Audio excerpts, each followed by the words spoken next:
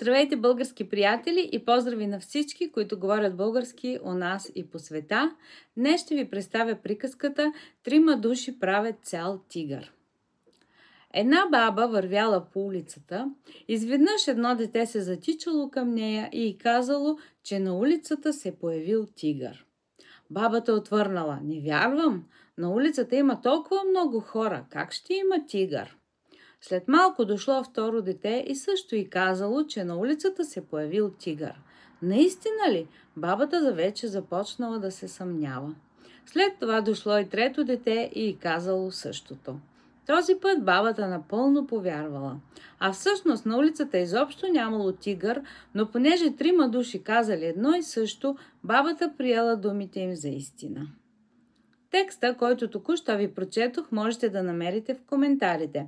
Тази приказка, освен на китайски спинин и на български, е преведена и на руски, френски, английски, италиански и немски. Благодаря ви за вниманието. До следващата седмица.